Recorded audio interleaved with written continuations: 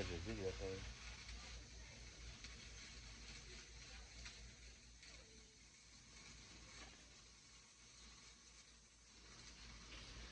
What's going on, YouTube? It's your boy Humble Warrior checking back in with you again.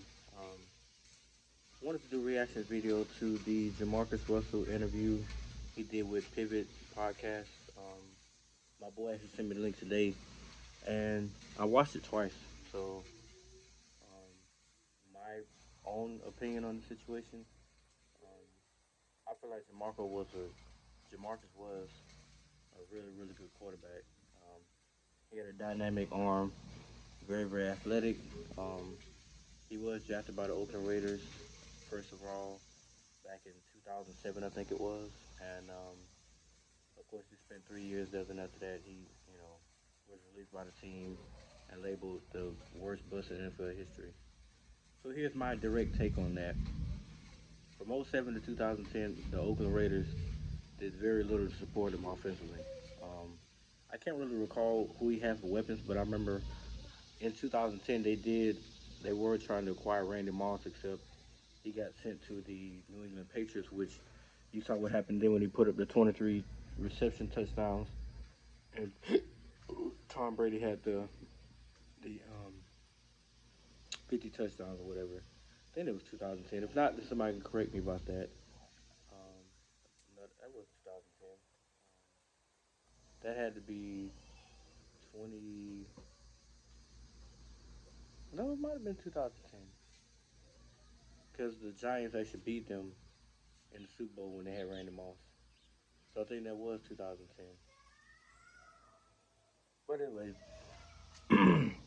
Jamarcus was a player that the organization itself um, didn't believe in, even though he was drafted first of all.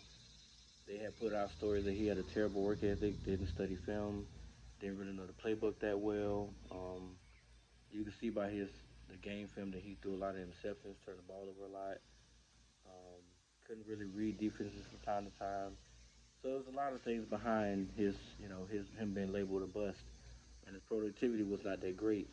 Now, to mirror that, if you don't put your player in a position to succeed, it does like Jamarcus said himself. You could put Tom Brady back there behind that line or Peyton Manning. They're not gonna get anywhere, and it didn't matter. So I mean, just because they drafted him first overall and they expect him to carry the franchise, if he has nothing to work with in terms of offensive firepower, then it doesn't make any sense. Um, I think they based it around what he did in college, but even in college, he had players around him. He had a reliable running game. He had dominant wide receivers. He had an outstanding offensive line. That's why they went on to win the championship under Nick Saban, and he led the charge with that. So with that being said, coming into Oakland, he was into a lose lose situation. Regardless to whether if he did put up high numbers, they weren't gonna have a productive winning season. And the Raiders, for some reason, were terrible in the draft. They just kept drafting defensive players, which did nothing for offense. Same situation can be said in New England. How many defensive players had they drafted over the years? Except they had Tom Brady for 20 years, and then they put enough around him to help him out. But in Jamarcus' case, they didn't do that. Um, I really couldn't even tell you any of the receivers he had. I can't tell you the running game he had. I know his offensive line was one of the worst in the league at the time, and he was a sitting duck in the pocket. So to be fair, they put him in that position to become a bust. Um, to say anything other than that is stupid. Like just like Shannon Sharp on one of his takes about Baker, he said that Jamarcus Russell was one of three guys to not make it through their rookie contract 5 years. So therefore he's a bust. Now when he says bust, I guess he's talking about the productivity on the field because outside of the NFL, Jamarcus Russell is a superstar. He's just not flamboyant about it. He has no social media outlets that he reaches out to people, which that's the prerogative. That's what he likes to do. But I beg to differ that people should look at what he was able to do outside of football. Like that's the things that don't get talked about. Like you said before, he's doing Pop Warner now. He goes and gives kids a chance financially. He puts money back in their accounts. He's pulled up with trucks full of food to the community to feed people. People that came and watched him cheer, people that paid their last dollar probably while their lights got cut off to watch him throw football. So he's done things and put people in positions to be successful while still maintaining his own wealth or his own riches that he acquired over those 3 years. So the man is not a bust in life. He may be a bust in the NFL, yes, because they expect you to produce, and if when you do not produce, you get labeled as a bust. So yes, he was a bust in the NFL, but in life, he's a Hall of Famer. There's no denying that part. I think the scrutiny that he received was just as unfair as what they do to Tua himself, like how they put him in a no-win situation, despite their situation is different because Tua actually had a defense that played lights out, but offensively he didn't have much to work with, and they still had two winning seasons, 10-6 and 9-8, two winning seasons, but don't make the playoffs. JaMarcus Russell, one year was 5-12, the other year he would think he was 6-11, something like that. Then his third year, he had 9 starts, and I don't think he won maybe 2 or 3 games. So he was not that great in terms of his record, but there's no doubt what they did to him was wrong.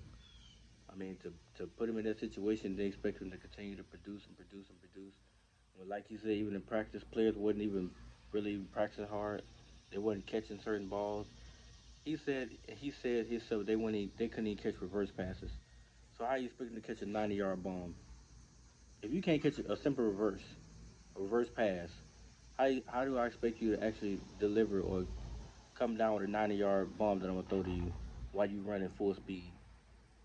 It's simple things like that that dictate the flow of a game. And because they weren't doing it in practice, it will not translate over to the game. In some cases, I think David Tyree is like the one exception because they said before the Super Bowl he wasn't catching diddly squat. And then they say, in the Super Bowl he caught that one miraculous catch when he had the ball against his head, his helmet, and he came down with it while Rodney Harrison was trying to knock it out of his hands. That's like the one exception. But the way you practice is the way you're probably going to play. And in Jamarcus' case, many of the players around him practice like you know what. And in the game, they play like you know what. So to lay it all on his feet doesn't make any sense. What I can't understand though is why the people that were in charge, like the president himself of operations, or even up to I can't put it on Al Davis because at the time Al Davis was super old, and then he passed away. So to put the entire thing at his feet would be stupid. But from the general manager to the president, why wasn't somebody able to step in and say, "Hey, look, we really need to build around this kid because he has the arm talent," which he did. There was no denying he was he was the best quarterback in college football at the time, which is why he became the number one overall pick. And it's sad that his story panned out the way it did. However, it is joyous that he was able to financially secure himself to where he has nothing to worry about. He's been out of the league now since what 2010. It's 12 years later, and he did an interview I think a few days ago. I want to say I gotta look at it again, but I think he did it a few days ago, and he's still living well. He's still fine. I mean, I don't know, like I don't know his mindset in terms of what it did to him. Like, but listening to him speak today, you could tell it weighed on him a lot as to what people were saying and what they were doing back then. But now it's like he's at a better spot because his family's well taken care of. So why does he care what Sports Center or anybody else had to say? They, the media itself is a giant, giant recycling bin. They're gonna spit you in there and chew you up, push somebody else out the back door, and they're gonna build what they feel should be a story to be talked about. Jamarcus is one of those people that they just wanted to put down, and he got labeled a bust. Would he have to carry that label? No, because it's his life. Now in the NFL circle, yes, he's a bust, and they always gonna mention him in that light. But like he said, if you gonna sell a bust, put big bust on there. Put the biggest. Don't just put bust by my name. But I'm sure it doesn't bother him because the man is well off. He doesn't care to speak on TV or get on there with Skip and Shannon and debate what he did in his career because it's pointless. People like that would never understand. And they have an image to uphold on TV. So of course they're gonna come with their little stats and little plots and points and stuff, just so they can get their debates going or keep them interested, so the public can continue to listen and get their input and their points. But at the end of the day, the man is a a legend in his own community. If that was not the most important thing, was it that he put up godly numbers and won Super Bowls in the NFL? Because they talked about his contract, 35 million guaranteed, and he still got that money 12 years later. How can you not be considered a legend? $35 million, and that's not even including what he was getting paid. That's just his bonus. His bonus check was $35 million, which I'm almost certain he hasn't even probably touched that because he's getting game checks every week. So for 3 years, he got him every week. The 6 months that he played football. So with that being said, he's well taken care of. He doesn't have to worry. And the best thing about that he said in that podcast is that he's giving back to the young kids. He's teaching them the importance of being a black young man in America, outside of being a football player. But he's teaching them the importance of being that, of understanding what the general public, how they view you, what they expect of you, how to conduct yourself, how to make certain business deals. All that about him, I loved it. I loved every bit of it. So much respect to JaMarcus. Big ups to Pivot Podcast. Great interview. Ryan Clark, Fred Taylor. I forgot the dude's name, but big ups to you guys. Great interview. Much love to you, JaMarcus. Um, Let me know what you guys think, though. Like, comment, subscribe. Let me know what you think. Um, yeah, I'm fanning because all these flies over here, but and for some grilling. But all right, guys, peace.